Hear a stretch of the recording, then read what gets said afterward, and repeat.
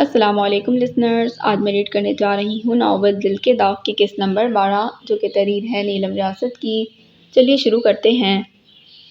سردار کے ساتھ اس کا سامنا دوسرے دن ہی ہو گیا۔ جب زالے نے اسے شرمندہ کرنے والی نظروں سے دیکھا تو وہ شخص رٹائی کی انتہا کرتے بولا، دیکھ لیا مس گل، میں نہ کہتا تھا میں 24 گھنٹے کے اندر اندر وقتے کو بازیاب کروا لوں گا۔ زالے چاہ کر بھی نہ کہہ پائی، مکار انسان شیربخت کو میرا کالیہ چھڑوا کر لایا ہے۔ پر شیربخت کے ہی کہنے پر اس نے سردار کو معاف کر دیا۔ پری زاد ایک دن بھی گھر کا کوڑا کرکٹ نہ اٹھا سکی، اسی شام آ کر زالے سے معافی مانگ گئی۔ یوں شیربخت اور اس کی گلبدن اسی دن واپس اپنے گھر سدھار گئے تھے۔ آج کل حاجرہ اور زینی کی چھٹیاں چل رہی تھیں۔ حاجرہ اپنے کیے گئے وعدے کے مطابق کالج کو وقت دے رہی تھی۔ ایبک نے ان لوگوں کے ہاتھ شیربخت کے لیے میٹرک کا کورس بھیجا تھا۔ وہ زالے کے ساتھ کلینک پر جاتا، وہاں سے واپسی پر شام کے وقت 2 گھنٹے ٹیوشن لینے کے بعد گھر جاتا۔ اس کی زندگی معمول سے زیادہ مصروف ہو چکی تھی۔ حاجرہ اور ورشے ہر شرارت میں پیش سارا دن اسکیمیں بنانے میں مصروف رہتی۔ ان سب کے ساتھ مل کر وہ اور زینی ان تمام لوگوں کے گھر ایک چکر لگا کر آ چکی تھیں جن کے لڑکے کوئٹہ والے گھر میں رہتے تھے۔ جہاں زینی نے کالیہ کو سراغ نکالنے کا سیکرٹ مشن شروع کیا تھا، وہیں کالیہ کی جانب سے مکمل خاموشی تھی۔ زینی کئی دفعہ فون ملا چکی تھی پر دوسری جانب سے فون بند ملتا، اکتا کر اس نے ملانا ہی چھوڑ دیا۔ یہ الگ بات تھی، ہر رات سونے سے پہلے زالے فون ہاتھ میں لے کر سوتی، کیا خبر وہ فون کر لے۔ پھر یاد آتا شاید وہ اس لیے فون نہیں اٹھاتا کیونکہ پچھلی دفعہ جب دونوں کی بات ہوئی تب زالے نے کہا تھا، ایک دفعہ میری مدد کر دو پھر کبھی تمہیں فون نہیں کروں گی۔ شاید وہ وعدے کی پاسداری چاہتا تھا۔ اس وقت بھی وہ چاروں پہاڑوں پر سے واپس آ رہی تھیں۔ جب وہ کالج کے قریب پہنچی تو کالج کے گیٹ سے ایبک باہر نکل رہا تھا۔ سب سے پہلے زالے خوش دلی سے بولی، السلام علیکم، واٹ اے سرپرائز ایبک، کیسے ہو؟ وعلیکم السلام طبیب صاحبہ، بس دیکھ لیں میں نے سوچا آپ لوگ تو کبھی بھی مجھے اپنے ہاں آنے کی دعوت نہیں دیں گے، میں خود ہی آ جاتا ہوں۔ یہ تو بہت اچھا کیا زالے بہن، اتنا متاثر ہونے کی ضرورت نہیں ہے کیونکہ مجھے نا یہاں جھوٹ اور کسی سازش کی بو آ رہی ہے۔ حاجرہ کی بات پر ایبک نے اپنی ہنسی چھپا کر ایک نظر زینی پر ڈالی جو اس کو شک کی نظروں سے گھور رہی تھی۔ بڑی خوشی ہوئی آپ سب کو دیکھ کر، انشاءاللہ پھر سے ملاقات ہوگی، اب اجازت دیں، رات سر پر آ گئی ہے۔ تب ہی سردار کالج سے برآمد ہوا۔ زالے نے ایبک کو وہیں روک لیا، ارے ایسے کیسے جانے دیں، ابھی آئے ہو ابھی چل دیے۔ زینی نے ایبک کے جواب کی جانب کوئی دھیان نہیں دیا، آ کر سردار کے عین سامنے کھڑی ہو کر اس کی آنکھوں میں دیکھا، یہ چائنا میڈ ماڈل ادھر کس چکر میں آیا ہے؟ شرم کرو، وہ ایک انسان ہے، نئے ماڈل کا ٹیڈی بیئر نہیں۔ سردار کی بات پر اس نے ناک چڑھائی، ٹیڈی بیئر ہو بھی نہیں سکتا، وہ کیوٹ ہوتا ہے، اس کا کیوٹنس سے دور دور تک بھی واسطہ نہیں۔ سردار مجھے باتوں میں لگا کر بات چھپانے کی کوشش نہ کرو، سچ سچ بتا دو یہ کیوں آیا ہے؟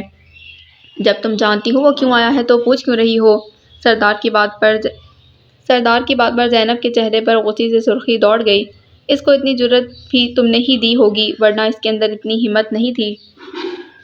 زینب خان کے بھائی سے اس کا رشتہ مانگنے آتا، اس کو تو میں دیکھ لوں گی، پر تم بھی اپنے دل و دماغ سے یہ خوش فہمی نکال دو کہ میں اتنی آسانی سے شادی کر کے یہاں سے چلی جاؤں گی۔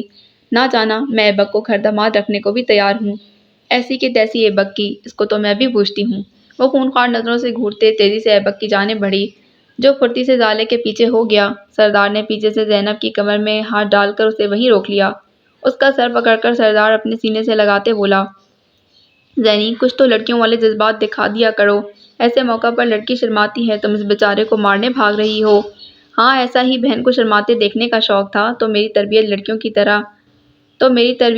کی طرح کی ہوتی، مجھے تو ساری عمر یہی سبق دیا، لڑکوں کے قریب نہیں جانا، وہ تمہارے لیے زہر ہیں، یہی کہتے تھے نا؟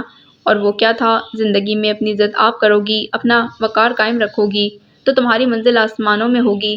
میں ہر وقت ہر کام میں ہر جگہ تمہاری مدد کو کھڑا ہوں گا، بس کسی مقام پر اپنے قد اور مقام سے گرا ہوا کام نہ کرنا۔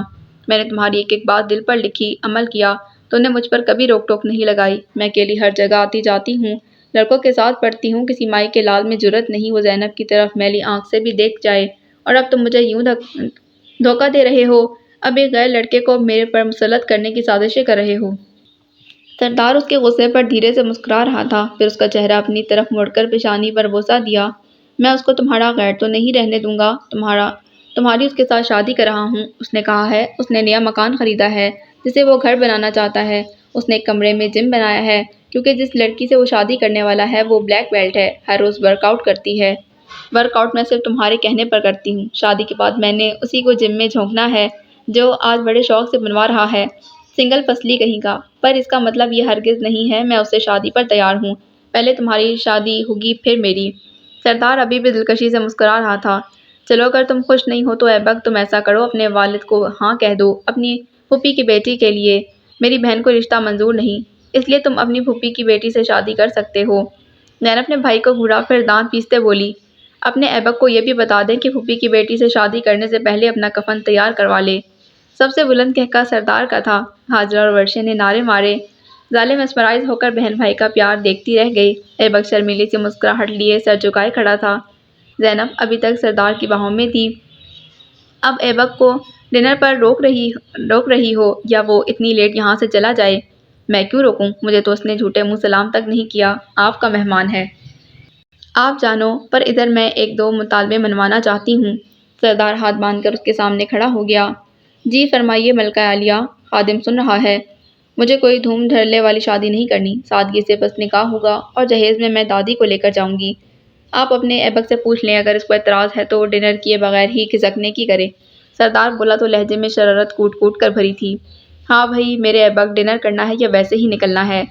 سر ڈنر کے بغیر جاتا ہوا میں اچھا تھوڑی لگوں گا۔ یعنی تم کہہ رہے ہو تمہیں سارے مطالبے منظور ہیں؟ جی سر، مجھے کوئی اعتراض نہیں، یہ اپنی دادی چھوڑ بھائی کو بھی جہیز میں لا سکتی ہیں۔ میرا بھائی کیوں تمہارے گھر جا کر رہے گا؟ وہ یہاں رہے گا اپنی بیوی بچوں کے ساتھ۔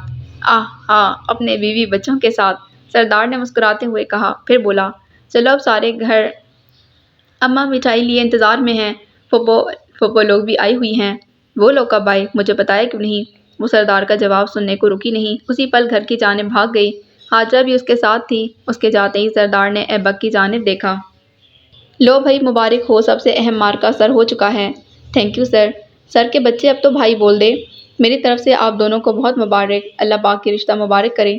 زالے کے کہنے پر دونوں نے یک آواز خیر مبارک بولا۔ آپ کو بھی مبارک ہو مس گل، آخر آپ بھی تو زینی کی دوست ہیں۔ جی بالکل، مجھے تو بہت زیادہ خوشی ہو رہی ہے۔ زینی اگر بہت اچھی ہے تو ایبک بہت سے بھی زیادہ اچھا ہے، یقیناً دونوں ایک خوشگوار زندگی گزاریں گے۔ آمین انشاءاللہ۔ گھر قریب آیا تو زالے اور ورشے ہاسٹل کی جانب بڑھ گئیں۔ مس گل، کیا آپ اندر نہیں آ رہی؟ نہیں، آپ کے مہمان آئے ہوئے ہیں، اس لیے اچھا نہیں لگتا۔ میں انشاءاللہ کسی وقت آ کر زینی اور دادو کو مبارکباد دوں گی۔ چلیں جیسے آپ کی مرضی، اللہ حافظ۔ گراؤنڈ سے گزرتے زالے نے کوئی بات کرنی چاہی تو ورشے کی جانب سے کوئی جواب نہیں آیا، مگر سیڑھیوں تک پہنچنے تک زالے کا شک یقین میں بدل گیا۔ اس نے وہیں ورشے کا بازو پکڑ کر اس کو روک لیا۔ ورشے، تم رو رہی ہو؟ اس کو اتنا کہتے ہی ورشے کے رونے میں تیزی آ گئی۔ زالے پہلے تو حیران تھی، پر اب پریشان ہو کر اس نے ارد گرد ایک نظر ڈالی۔ نیچے اوپر سب اپنے کاموں میں مصروف تھے۔ چند ایک لڑکیاں بالکنی میں موجود تھیں، مگر ان کا دھیان ان لوگوں کی جانب نہیں تھا۔ ویسے بھی جہاں پر وہ تھیں وہاں اندھیرا ہی تھا۔ زالے اسے پکڑ کر ایک طرف لے گئی، بینچ پر بٹھا کر خود اس کے سامنے پنجوں کے بل بیٹھ گئی۔ ورشے، تم تو اتنی ہنسنے ہنسانے والی لڑکی ہو، زندہ دل لڑکی ہو، کیا کسی نے کوئی دل دکھانے والی بات کہہ دی ہے؟ ورشے نے سر نفی میں ہلایا، اب تک اس کی ہچکی بن گئی تھی۔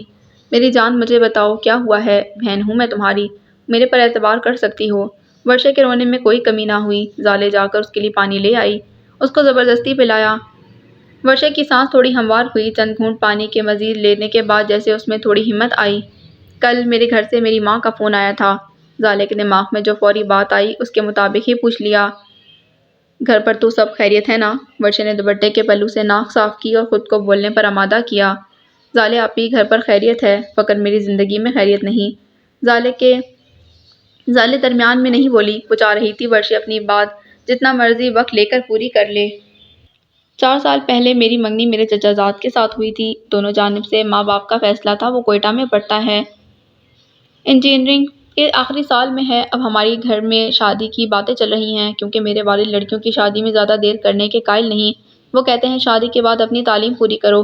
پر کل امی کا فون آیا، میرے کزن نے میرے ساتھ شادی کرنے سے انکار کر دیا ہے۔ بات صرف انکار کی ہوتی تو مجھے کوئی دکھ نہیں تھا، مگر اس نے میرے کردار پر الزام لگایا ہے۔ ساری برادری میں بیٹھ کر کہا تھا کہ بیٹی پڑھائی کرنے گھر سے باہر نہیں رہتی بلکہ رنگرلیاں منانے کو ہاسٹل میں رہتی ہے، اس کا وہاں کسی لڑکے کے ساتھ میل جول ہے۔ میں نے اس کو اپنی آنکھوں سے لڑکے کے ساتھ گاڑی پر جاتے دیکھا ہے۔ برادری میں مرد کی بات سنی جاتی ہے، اہمیت حاصل ہے۔ میں نے اپنی ماں کو قسم کھا کر کہا، میں نے تو کبھی کسی کی جانب نظروں سے دیکھا بھی نہیں، میں تو اس کے ساتھ بھی کبھی گیلے میں غیر مہذب بات نہیں کی ہے جس کے ساتھ میری شادی ہونی طے پائی ہے۔ ماں کہتی ہے تم چاہے جو کہو برادری میں تمہارا یقین نہیں کیا جائے گا۔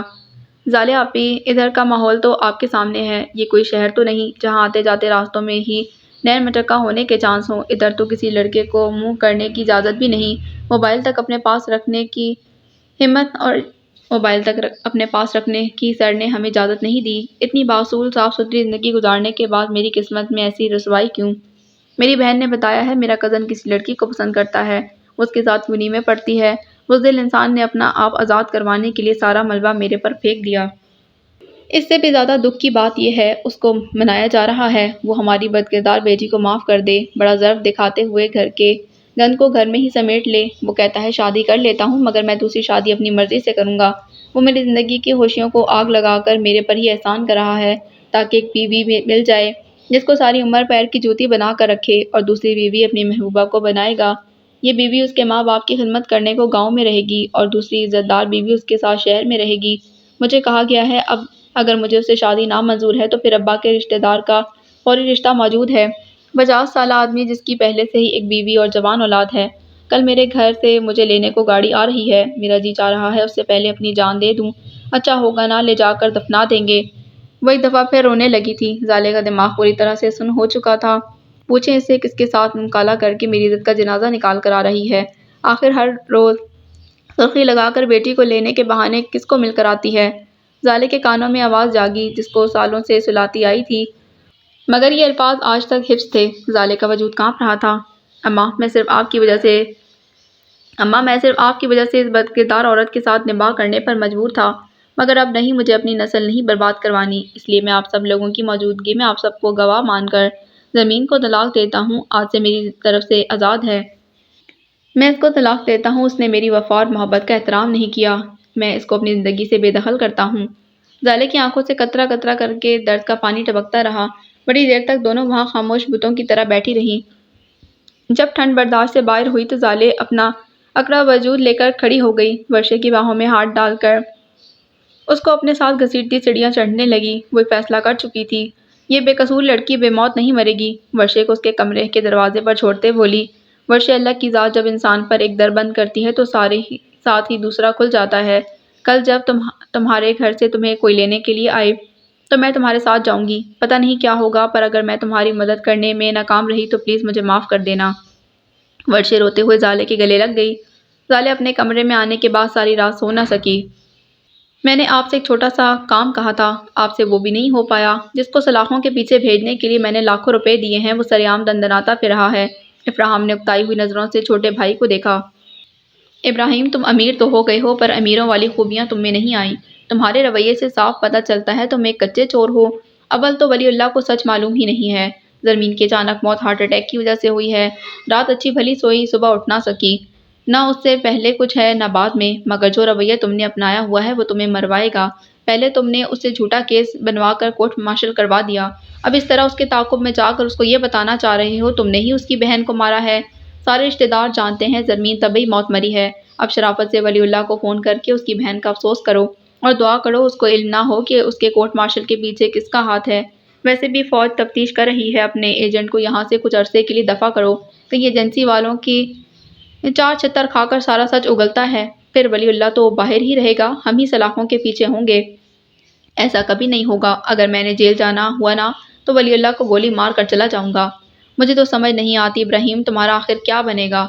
پہلے ہی مجھے دکھ ہے، جو کچھ تم نے زرمین کے ساتھ کیا نہیں کرنا چاہیے تھا، جو بھی تھا وہ تمہاری عزت تھی اور خاندانی لوگ یوں اپنی عورتوں کی نیلامی نہیں کرتے، تو میں اور کیا کرتا؟ وہ ساحرہ میری ایک سننے کو تیار نہیں تھی۔ مجھے فوری طور پر زرمین سے جان چھڑانے کا کوئی اور حل نظر نہیں آیا، ویسے طلاق دیتا تو آپ سب لوگوں نے بیچ میں کود پڑنا تھا۔ طلاق دینے کی ضرورت ہی کیا تھی؟ کچھ عرصے کے لیے اس کو اس کے بھائی کے پاس بھیج دیتے، جب ساحرہ کا بھوت سر سے اتر جاتا اس کو واپس گھر لے آتے۔ میں ساحرہ سے شادی کرنے کا ارادہ رکھتا ہوں، یہ کوئی ایک دو دن کی بات نہیں جو سچ جھوٹ بول کر گزارا کر لیتا۔ ساحرہ کے بچے کہاں جائیں گے؟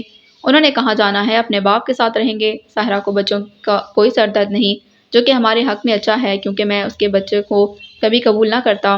تمہاری اپنی بیٹی کے بارے میں کیا خیال ہے؟ کیا ساحرہ اس کو قبول کر لے گی؟ نہ بھی کرے مجھے کوئی فرق نہیں پڑتا، ساحرہ اپنے ساتھ اتنی دولت لے کر آئے گی، میں بآسانی اپنی بیٹی کے لیے کوئی آیا رکھ لوں گا۔ تو تم نے بہت آگے کا سوچ رکھا ہے، میں چانس ضائع کرنے والا بندہ نہیں ہوں۔ اب اس مصیبت کی وجہ سے مجھے دیر ہو رہی ہے ورنہ اب تک میں اور ساحرہ ایک ہو چکے ہوتے۔ فکر کیوں کرتے ہو، میں ہوں نا، تم جاؤ اپنے پروگرام کے مطابق جہاں جانا ہے، میں دیکھ لوں گا۔ اگر ولی اللہ نے زیادہ مسئلہ کیا تو پھر دوسرا راستہ تو ہے ہی۔ اب کی نا اپنے بڑے بھائی والی بات، دونوں ہنستے ہوئے بغل گیر ہوئے۔ تم نے آج اتنا دیر کر دیا، کیا کلینک پر نہیں جانا؟ وہ شیربگ کے بلانے پر باہر آئی تھی۔ نہیں، آج مجھے تھوڑا کام ہے، میں کہیں اور جا رہی ہوں۔ کیا شہر جا رہا ہے؟ تم ابھی کسی کو بتانا مت، مگر میں ورشے کے ساتھ اس کے گھر جا رہی ہوں۔ اس کی گاڑی لینے آئی ہوئی ہے، اس لیے تیار ہو رہی تھی، ابھی آدھے گھنٹے تک چلے جانا ہے۔ شیربگ کو الجھن ہوئی، ماتھے پر شکنوں کا جال بچھاتے پوچھا، وہ تو اپنے گھر جا رہا ہوگا، پر تم کیوں اس کے ساتھ جائے گا؟ نہیں بتا سکتی، ورشے نے وعدہ لیا ہوا ہے، بس اتنا بتا دیتی ہوں، وہ مصیبت میں ہے اور یہاں پر سردار تک کو اپنی پریشانی بتانے سے گریز کر رہی ہے۔ تو تم کو ہی کیوں پریشانی بتائی؟ اس کے بارے میں کیا کہہ سکتی ہوں، مگر اس کے ساتھ جانے کا فیصلہ میرا اپنا ہے۔ واپس کب آئے گا؟ شاید آج ہی رات تک۔ ابھی تو اس کے ڈرائیور کے ساتھ جا رہا ہے، پر واپس کیسے آئے گا؟ اور یہ تو میں نے سوچا ہی نہیں۔ پھر بولی، بس سے آ جاؤں گی۔ ٹھیک ہے، پھر میں تمہارے ساتھ جا رہا ہے، تم اکیلا نہیں آ سکتا، جو بھی تمہارا کام ہے کر لینا، پھر ہم دونوں اکٹھا واپس آ جائے گا۔ ہاں یہ ٹھیک ہے، تم جا کر کپڑے بدل آؤ۔ میرا لباس صاف ہے، میں نے ابھی کل پہنا ہے۔ میں کون سا کہہ رہی ہوں خراب ہے، پر جا کر سفید شلوار سوٹ پہن کر آؤ۔ ہم کون سا کسی کی شادی پر جا رہا ہے جو یوں بن ٹھن کر جائے۔ حد سے زیادہ سست انسان ہو۔ مزید نہ تو بحث ہوگی نہ ہی وقت ضائع کرنا ہے، میں ورشے کو بتا دیتی ہوں، اتنی دیر میں تم تیار ہو کر آؤ۔ وہ اندر کی جانب بڑھ گئی، شیربگ وہیں سے مڑ آیا۔ ٹھیک آدھے گھنٹے بعد جب ورشے کی گاڑی گیٹ سے نکلی تو اس میں ڈرائیور کے ساتھ اگلی سیٹ پر شیربگ بیٹھا ہوا تھا، پیچھے زالے اور ورشے۔ سردار کو ورشے کے جانے کا علم تھا، اس کے گھر سے فون آنے پر اس نے خود چھٹی کی اجازت دی تھی، مگر زالے اور شیربگ کے ورشے کے ساتھ رخصتی سے وہ ناواقف ہی رہا۔ ویسے بھی گھر پر اتنی مصروفیت پڑی ہوئی تھی، ساری توجہ ادھر لگی تھی۔ راستے میں گاڑی ایک دو دفعہ پیٹرول وغیرہ کے لیے رکی، اس کے باوجود بھی ان کو منزل پر پہنچتے 4 گھنٹے لگ گئے۔ ورشے کا گھر دیکھ کر ہی اندازہ ہو گیا وہ لوگ کسی عام گھر سے نہیں آئے تھے۔ اتنے ریموٹ علاقے میں واقع ہونے کے باوجود گھر کا ڈیزائن اور ماتھا ایک دفعہ انسان کو سب بھلا کر اپنی جانب متوجہ کرتا تھا۔ گاڑی پوچھ میں رکی تو وہاں کئی مرد کھڑے تھے، آگے پیچھے۔ شیربگ کو دیکھ کر سب کے چہروں پر عجیب سے تاثرات ابھرے۔ ورشے نے نقاب اوڑھ رکھا تھا، جہاں چہرے کے تاثرات کا اندازہ لگانا مشکل تھا، مگر جب اس نے اپنا ہاتھ زالے کی بازو پر رکھا تو اس کا ٹھنڈا برف ہوتا ہاتھ کانپ رہا تھا۔ زالے نے چادر اوڑھ رکھی تھی پر چہرہ کھلا تھا۔ ان کے گاڑی سے نکلنے سے پہلے ہی ملازمہ نے آگے آ کر گاڑی کا دروازہ کھولا۔ آؤ بیوی، بسم اللہ، تاشے، یہ میری مہمان ہیں، ساتھ میں ان کے بھائی، تم ان کے بھائی کو مردانے میں لے جاؤ، پھر بابا کو ان کی آمد کا بتاؤ۔ ساتھ ہی زالے کا ہاتھ پکڑ کر گاڑی سے اتر کر وہاں موجود افراد کو مشترکہ سلام کرتی اندر کی جانب بڑھ گئی۔ ایک ملازم شیربگ کو اپنے ساتھ آنے کا بول کر مخالف سمت میں بڑھ گیا۔ وہاں موجود کسی مرد نے شیربگ کو استقبال نہیں کیا، بلکہ بڑی گھورتی چبھتی نظروں سے اس کا جائزہ لیتے رہے، یہاں تک وہ نظروں سے اوجھل ہو گیا۔ شیربگ اسی ماحول کا حصہ تھا، اس کو ماحول میں موجود ٹینشن ایک آنکھ نہ بھائی، اس کو کچھ بہت غلط ہونے کے امکانات نظر آ رہے تھے۔ چھٹی اس نے الارم بجانا شروع کر دیا۔ اس کو اپنی غلطی کا شدت سے احساس ہوا۔ اس کو کم از کم معاملے کے بارے میں پوچھنا تو چاہیے تھا، یوں ہی آ کر اچھا نہیں کیا۔ جب گھر کے مرد دروازے کے پاس کھڑے ہوں، ایک مہمان کو سلام کرنا تو دور سلام کا جواب بھی نہ دیں۔ ملازم اسے ڈرائنگ روم میں بٹھا کر چلا گیا۔ ڈرائنگ روم روایتی انداز کا تھا، نیچے ایرانی قالین پر گاؤ تکیے لگے تھے۔ سوائے ورشے کی امی کے اور کوئی بھی خوشی سے نہیں ملا۔ ورشے زالے کو ساتھ اپنے کمرے میں ہی لے آئی۔ گھر میں کسی فنکشن کی تیاری تھی، مگر کوئی بھی خوش نظر نہیں آ رہا تھا۔ زالے اور ورشے خاموشی سے بیڈ پر بیٹھی تھیں جب دروازے پر دستک دے کر ورشے کی امی اندر آئیں۔ لائٹ گرین رنگ کا دھاگے والا فینسی سوٹ، ساتھ دوپٹہ سلیقے سے سر پر ٹکا، دونوں کلائیوں میں سونے کے کڑے تھے، درمیانے قد اور جسامت تھا، ان کے چہرے پر بلا کی نرمی تھی۔ آ کر زالے کے قریب بیٹھ گئیں۔ پیچھے ملازمہ چائے اور لوازمات لے کر آئی۔ زالے بیٹا، کاش ہم کسی اور موقع پر ملتے، ورشے نے فون پر مجھے تمہارے بارے میں بتایا تھا، یہ جان کر خوشی ہوئی کہ تم ایک ڈاکٹر ہو، پر آج یہاں آ کر تم نے بہت اچھا کیا۔ ورشے کی شادی پر کوئی دوست تو موجود ہے؟ ان کی اس بات پر زالے نے چونک کر ان کی طرف سوالیہ نظروں سے دیکھا۔ میں سمجھی نہیں، آپ کی آخری بات کا کیا مطلب ہے؟ وہ بھی جواب میں حیران ہوئی۔ کیا ورشے نے تمہیں بتایا نہیں؟ آج شام 6 بجے اس کا نکاح ہے، اس کے چچا کے بیٹے کے ساتھ، اس لیے تو ساری فیملی اکٹھی ہوئی ہے۔ زالے کا دماغ بھگ سے اڑ گیا۔ کون سے کزن سے اس کی شادی ہو رہی ہے؟ اس کے کون سے کوئی ڈھیر سارے کزن ہیں، چچا کے 2 بیٹے ہیں، ایک پہلے سے ہی شادی شدہ ہے، دوسرے سے اس کی منگنی کر رکھی تھی، پر کبھی خواب میں بھی نہیں سوچا تھا آج کا دن اس طرح سے آئے گا۔ وہ اسے شادی کے لیے نہیں مان رہا۔ اس کے بابا نے آخری چارے کے طور پر اپنی آدھی جائیداد اس کے نام کرنے کا لالچ دیا ہے۔ ماس جا کر بابا کو پیغام دے دو، میں مر جاؤں گی پر اس گھٹیا آدمی کے نکاح میں نہیں جاؤں گی۔ ورشے نے غصے سے کانپتے کہا۔ زالے نے فوراً اپنی جگہ سے اٹھ کر اس کے پاس آئی، کندھے پر ہاتھ رکھ کر تسلی دی، جبکہ ورشے کی والدہ کا رنگ فک ہو گیا، کیونکہ اسی وقت دروازے میں ایک بڑا باوقار سا انسان ابھرا، سفید شلوار سوٹ پر کالی واسکٹ، پیروں میں پشاوری چپل، سر پر سرداروں والی دستار۔ میں یہی سمجھنا چاہتا ہوں، ابھی جو الفاظ میں نے سنے ہیں ورشے، وہ تمہاری زبان سے نہیں نکل سکتے۔ ورشے دوڑ کر باپ کے سینے سے لگ گئی، ہذیانی انداز میں روتے بولی، بابا میرے پر اعتبار نہیں ہے تو اپنے ہاتھوں سے یہیں گلا گھونٹ دو، پر مجھ پر یہ ظلم نہ کرو۔ بابا اس نے مجھ پر جھوٹا الزام لگایا ہے، میرا کسی سے کوئی تعلق نہیں، وہ جھوٹا ہے، میں مر جاؤں گی اب اس سے شادی نہیں کروں گی۔ ایسی باتوں کا اب کوئی وقت نہیں ہے، میں نے تمہیں بیٹوں کے برابر سمجھا تھا، ساری برادری کے خلاف پڑھنے کو بھیجا، پر تم نے یہ کیوں نہ سوچا کہ تیرا باپ سارے علاقے میں سر اونچا کر کے بولنے والا انسان تھا۔ ورشہ آج میری حالت دیکھو، اس لڑکے نے بیچ بازار میں کھڑا کر کے میری پگڑی اچھال دی، کیوں؟ صرف تمہاری وجہ سے۔ مجھے اگر علم ہوتا کہ ایسا ہوگا میں کبھی تمہیں اس گھر کی دہلیز کو پار نہ کرنے دیتا۔ بابا تمہاری ورشے نے ایسا کوئی کام نہیں کیا جو آپ کا سر نیچا کرنے کا باعث بنتا۔ بابا وہ جھوٹ بول رہا ہے، میں قرآن پر ہاتھ رکھ کر قسم کھانے کو تیار ہوں، میں اس کے ساتھ شادی نہیں کروں گی۔ تو پھر کیا کرو گی؟ آج ساری برادری میں یہ بات پھیلی ہے، کل سارے علاقے میں پھیلے گی، کوئی عزت دار خاندان اس دہلیز پر رشتہ مانگنے نہیں آئے گا۔ میں اگر تمہارا اعتبار کر بھی لوں تو میرے پاس اور کوئی راہ نہیں ہے، اگر اس کے ساتھ شادی نہیں کرنی تو پھر وہ جو بچوں کا باپ ہے اس سے کرو گی، کیونکہ یہ پکا ہے نکاح آج ہی ہوگا۔ زالے خاموش نہ رہ سکی۔ آپ خود کو اتنا بے بس کیوں ظاہر کر رہے ہیں؟ سر آپ تو اس کے سرپرست ہیں، ایک بات یاد رکھیں، جن کے دل میں چور ہو وہ اس طرح سے آ کر قدموں میں حاضر نہیں ہوتے، رو رو کر رحم نہیں مانگتے، چور ہوتا ہی بے رحم ہے۔ اگر آپ کی بیٹی میں کھوٹ ہوتا تو یہ کم از کم اس وقت یہاں نہ ہوتی۔ میں جانتی ہوں میں بہت غلط کر رہی ہوں، آپ کے گھر کا معاملہ ہے، مجھے اس میں بولنا نہیں چاہیے، مگر میں نے اپنی عزیز ازجان ہستی کو اس ایک وقت میں اپنی آنکھوں کے سامنے اسی ظلم کا شکار ہوتے دیکھا تھا۔ اس وقت مجھے ان معاملات کی سمجھ نہیں تھی، اس لیے کچھ نہ کر پائی، پر آج مجھے سچ اور جھوٹ کی پہچان ہے، اس لیے آج رہ نہیں پائی۔ جب کوئی کسی پر برائی کا الزام لگاتا ہے، آپ جانتے ہیں اس کے بارے میں دین کے احکام کتنے سخت ہیں۔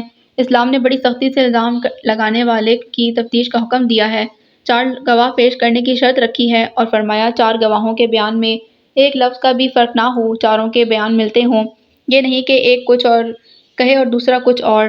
اگر کوئی یہ کہے کہ ان 2 لوگوں کو ہاتھ میں ہاتھ ڈالے جاتے ہوئے دیکھا گیا ہے،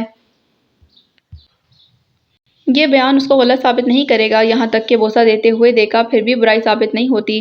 اسلام کہتا ہے 4 لوگ ایک عورت کے بارے میں اللہ کو گواہ مان کر یہ کہیں کہ ان 2 لوگوں کو اپنی آنکھوں سے پوری یقین سے دیکھا تھا، اندھیرے میں نہیں روشنی میں دیکھا تھا، ان کے جسم ایسے مل رہے تھے جیسے سرما دانی سرمے میں ڈالنے والی سلائی سے ملتی ہے، اور ادھر یہ ظلم کی انتہا نہیں تو اور کیا ہے۔ ایک لڑکے نے آپ کو آپ کی بیٹی کے خلاف غلط بات کہی، آپ نے اس سے ثبوت مانگا، کوئی گواہی مانگی، اس کی تفتیش کروائی کہ کس بنا پر وہ آپ کی بیٹی پر ایسا گھٹیا الزام لگا رہا ہے، آپ تو الٹا اس کی منتیں کر رہے ہیں، بس کسی طرح وہ آپ کو بیاہ کر لے۔ جو آج اس کی عزت نہیں کرتا وہ ساری عمر اس کی کیا حفاظت کرے گا، اور جو اپنے دل میں اس کے لیے رحم نہیں رکھتا وہ کل اس کو پیار محبت کیا دے گا؟ سر وہ انسان اس پاک باز لڑکی کے قابل نہیں، اگر آپ پھر بھی زبردستی نکاح پڑھوا دیتے ہیں تو آپ اپنی بیٹی کے مجرم ہوں گے، اللہ نے اس کو آپ کے ذمہ لگایا ہوا ہے، کل آپ کو اللہ کے حضور پیش ہو کر جواب دینا ہوگا۔ آج دنیا داروں کا اتنا ڈر ہے، آپ ان کی باتوں سے بچنے کے لیے بیٹی کو درگور کر رہے ہیں، کل اللہ کے سامنے کس منہ سے کھڑے ہوں گے؟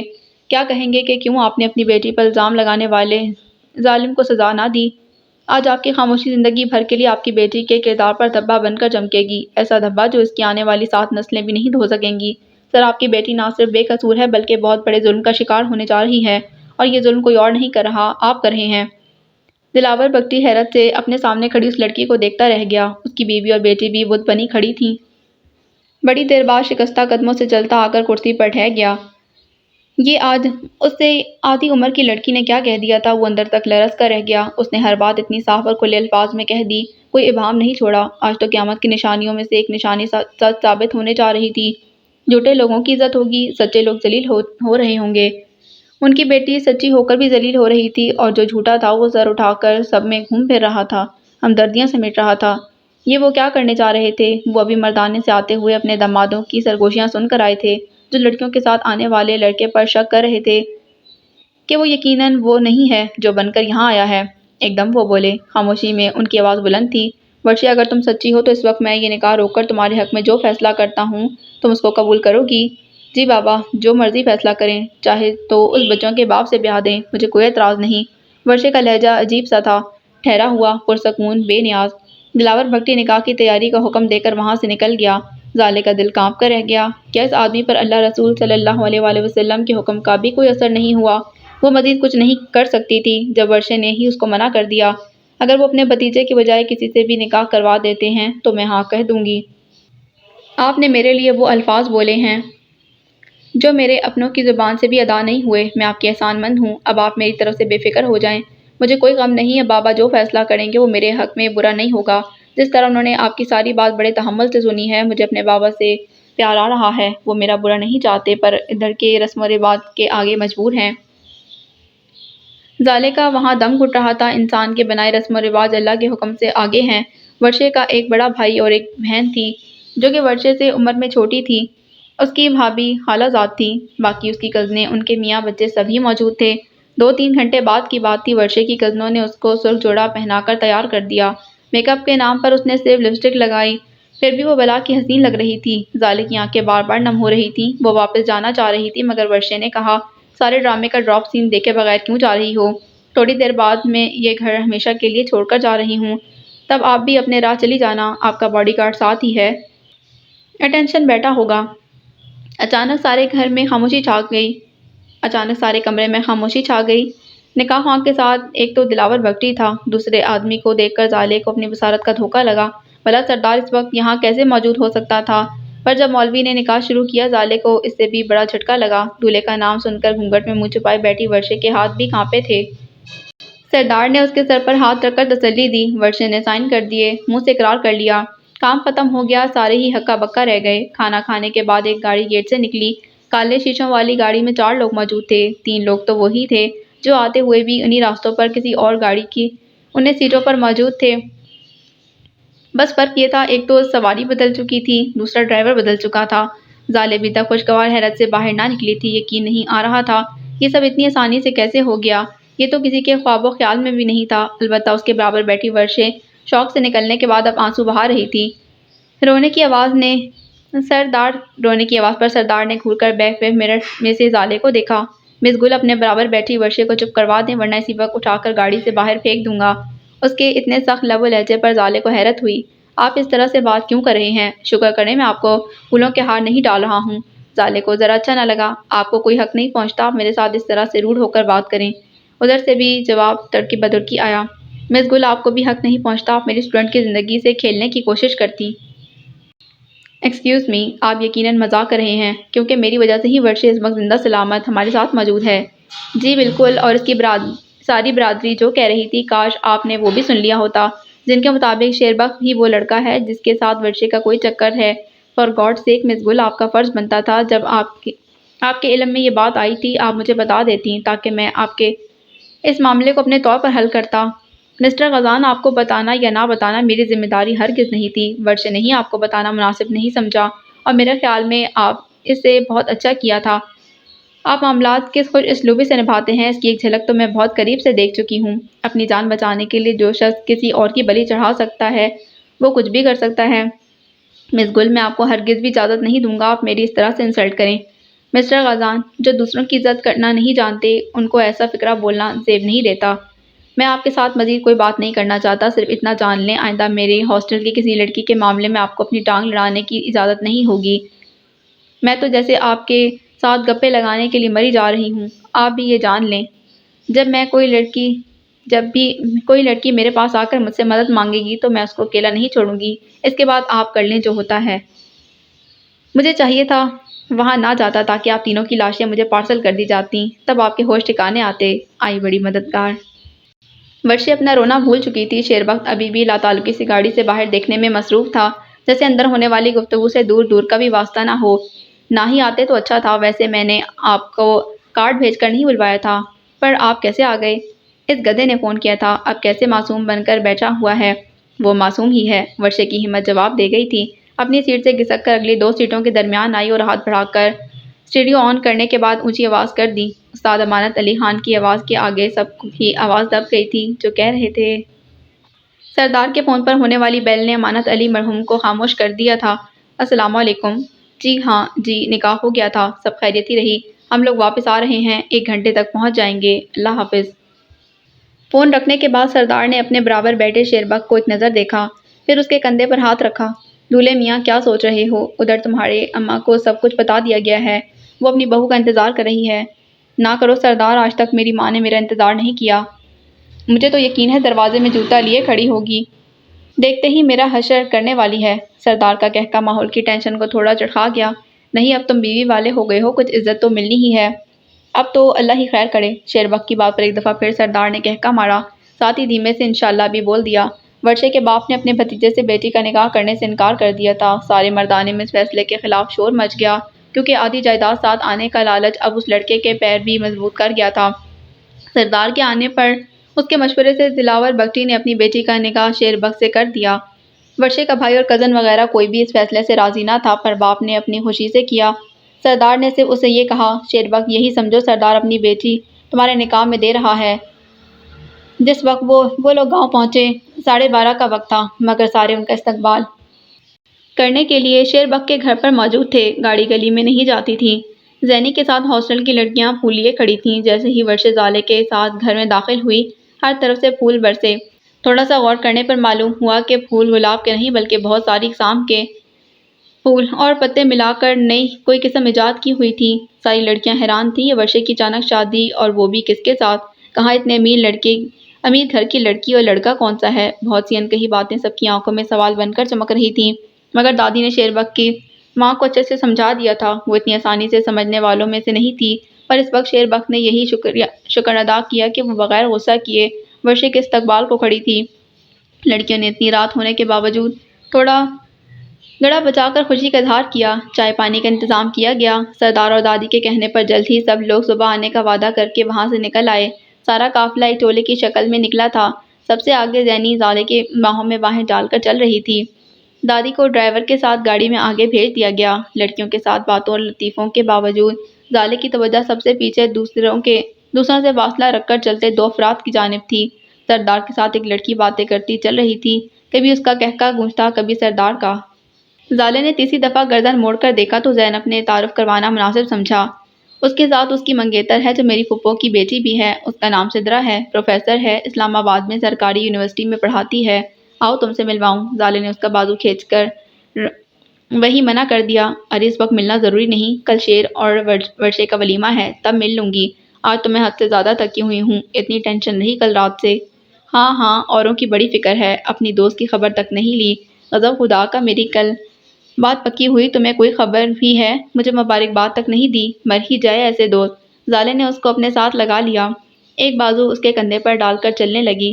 میری پیاری سی زینو، تمہارے لیے تو جان بھی قربان ہے۔ بس کل یہی پروگرام تھا، پر صبح ادھر جانا پڑا، مگر میں تمہارے اور ایبک کے لیے اتنی خوش ہوں، بتا نہیں سکتی۔ تم دونوں کی جوڑی ایک دم شاندار ہے، میری دعائیں ہمیشہ تم لوگوں کے ساتھ رہیں گی۔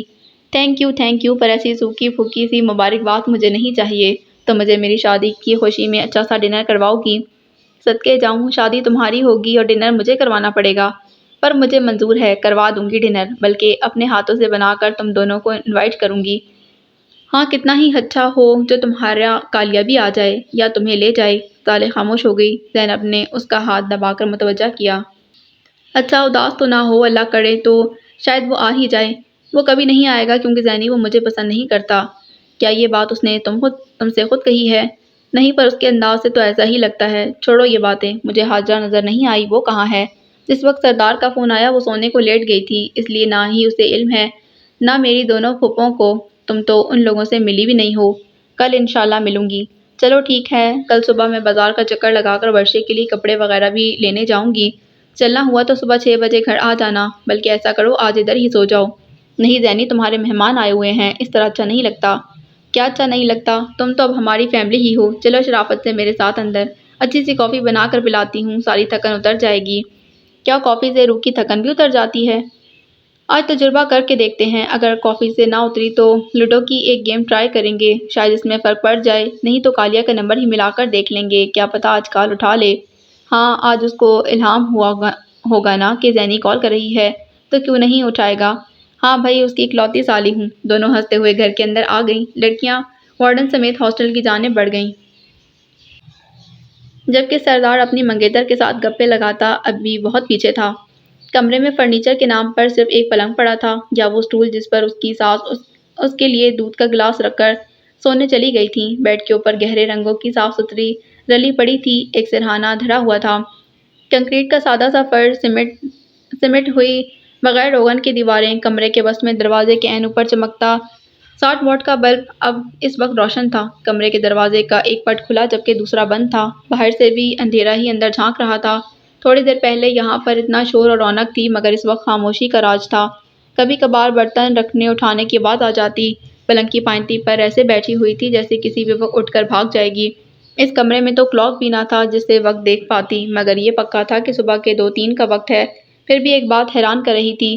وہ اپنی جگہ سے اٹھ کر دروازے کے پاس آئی، دروازہ بند کرنے کی نیت سے پٹ تھاما ہی تھا جب نظر سامنے کو اٹھی۔ دروازے سے تھوڑے فاصلے پر اوپر جانے والی سیڑھیوں پر شیربخت بیٹھا تھا، جو گھٹنوں میں سر دیے بیٹھا تھا۔ قدموں کی آواز پر دھیرے سے سر اٹھایا، دروازے سے سر نکال کر وہ لڑکی حیرت سے اس کو دیکھ رہی تھی۔ سرخ مہنگا میکسی ٹائپ جوڑا دوپٹہ اس نے گلے میں سامنے کو پھینک رکھا تھا، کھلے ہوئے بال کندھوں پر دونوں طرف آگے کو گرے تھے۔ سرخ لپسٹک اس وقت نام کو رہ گئی تھی۔ وہ لب بھیجے کتنی دیر اس کی آنکھوں میں دیکھتا چلا گیا۔ ورشے نے اس کی لال سرخ ہوتی نظروں کا مقابلہ کرنا چاہا، بھلا وہ کیوں ہار مانتی، وہ بھی شیربخت سے۔ مگر اس پل شیربخت کی آنکھوں میں جھانکنے والی سنجیدگی نے ورشے کی ریڑھ کی ہڈی میں سرد لہر دوڑا دی۔ ڈر کر اس نے اپنی نظر پھیر لی، بلکہ 2-4 قدم کا فاصلہ مٹا کر باہر آ کر اس کے برابر سیڑھیوں پر بیٹھ گئی۔ شیربخت کی نظریں ابھی دروازے پر ہی ٹکی تھیں۔ بڑی دیر تک دونوں کے درمیان خاموشی چھائی رہی۔ اگر تم مجھ سے کچھ کہنا یا پوچھنا چاہتے ہو کہہ سکتے ہو، میں تمہارے ہر سوال کا جواب دینے کو تیار ہوں۔ شیربخت کی نظریں دروازے سے ہٹ کر سامنے فرش پر بیٹھ گئیں۔ کیا واقعی یہ شادی ہوئی ہے یا کوئی مذاق؟ ورشے نے نظر موڑ کر اسے دیکھا۔ میری طرف سے تو شادی ہوئی ہے، اپنا حال صرف خود ہی بتا سکتے ہو تو بہتر ہے۔ میری تو بات ہی نہ کرو، تم میری اوقات سے باہر کی بات کر رہی ہو۔ تم میری اوقات سے باہر کی ہو تھی، اب نہیں ہوں۔ اب میں تمہارے علاوہ اس دنیا کے ہر مرد کی اوقات سے باہر ہوں۔ دل اتنی جلدی تو نہیں بدلتا۔ تمہاری باتوں سے ایسا کیوں لگ رہا ہے جیسے تم اس رشتے سے خوش ہو؟ وہ دھیمے سے مسکرائی۔ اسی وقت شیربخت نے اسے دیکھا۔ اس کو یوں لگا جیسے اس کا دل اور گھر اس لڑکی کے چہرے کی روشنی سے بھر گیا ہو۔ میں نے اپنے بابا سے وعدہ کیا تھا، وہ جو بھی میرے حق میں فیصلہ کرتے مجھے قبول تھا، البتہ تم تو میرے خواب و خیال میں بھی نہ تھے۔ اس کو نصیب کہتے ہیں یا پھر اس کو زندگی کہتے ہیں، جس میں اپنے آنے والے کل کی آپ کو خبر نہ ہو۔ پر ورشے تم سوچ لو، میں ایک ناکام انسان ہوں، میرا باپ مجھے اپنی اولاد تک نہیں مانتا، جیب میں میری پھوٹی کوڑی نہیں، جتنے کا تم ایک جوڑا پہنتی ہو اتنے کا میرا مہینے کا خرچ چلتا ہے، پہننے اوڑھنے کا مجھے کوئی ہنر نہیں، تعلیم میری واجبی نہیں ہے، نوکری جو میں کر رہا ہے وہ تمہارے خاندان کے مقابلے میں تمہارے نوکروں سے بھی گئی گزری ہے۔ میرا اماں اپنے بیٹے کو بھی مشکل سے برداشت کرتا ہے، ہو سکتا ہے وہ تمہیں بھی باتیں سنا جایا کرے کیونکہ وہ عادت سے مجبور ہے، مجھے اس کی کوئی بات برا نہیں لگتا، یہ میرا حقیقت ہے، یہ میں ہوں۔ تمہارا ساری زندگی کا سوال ہے، میں عورت پر زبردستی اپنی مرضی ٹھوسنے کے حق میں نہیں ہے، خاص طور پر اگر میاں بیوی میں سے ایک بھی اپنی زندگی سے ناخوش ہوتا ہے تو اس کا خمیازہ اس کی نسلوں کو بھگتنا پڑتا ہے۔ اس کی سب سے بڑی مثال تمہارے سامنے موجود ہے۔ میں کبھی بھی اس دنیا میں ایک اور شیربخت لانے کا باعث نہیں بننا چاہتا۔ ورشے نے اس کے منہ پر اپنا کانپتا ہاتھ رکھ کر اس کو چپ کرنے پر مجبور کر دیا۔ دونوں نے ایک دوسرے کو غور سے دیکھا، شاید پہلی دفعہ دیکھا، یقیناً ہاں پہلی دفعہ دیکھا تھا۔ وہ جس کو آج تک ایک بدھو سمجھتی آئی تھی، پاگل سا لڑکا، گندا میلا سا، یہاں وہاں آتا جاتا راستے میں دکھائی دیتا، وہ اندر سے کس قدر گہرا نکلا۔ واقعی زندگی بڑی عجیب ہے۔ جو آدمی مجھے قبول نہیں تھا، میں نے اپنے باپ کے سامنے اسے نکاح کرنے سے انکار کر دیا۔ اگر مجھے تم سے شادی پر بھی انکار ہوتا تو میں نکاح کے لیے ہاں نہ کرتی۔ تم سرغازان کی پسند ہو، انہوں نے تمہیں میرے لیے چنا ہے، میرے بابا نے اپنی مرضی سے مجھے تمہارے ساتھ بھیجا ہے، میرے بابا اور سرغازان میرا برا نہیں چاہ سکتے۔ اگر تم مزید یہاں بیٹھ کر خود کو بیچارہ اور پتہ نہیں کیا کچھ ثابت کرنا چاہتے ہو تو اپنا کام جاری رکھو، مجھے تو نیند آ رہی ہے، پچھلے 2 دن ٹینشن میں ایک پل سو نہیں پائی، ڈراؤنے خواب ہی آتے رہے، اس لیے میری جانب سے شب بخیر۔ شیربخت نے حیرت سے ورشے کو جاگتے ہوئے دیکھا، پھر تیزی سے اٹھ کر اس کے پیچھے آیا۔ تم تو بڑا بے مروت بیوی ہے، ایک دفعہ جھوٹے منہ نہیں کہا کہ ٹھنڈ میں کیوں بیٹھے ہو، اندر چلو۔ ورشے کے چہرے پر مسکراہٹ دوڑ گئی۔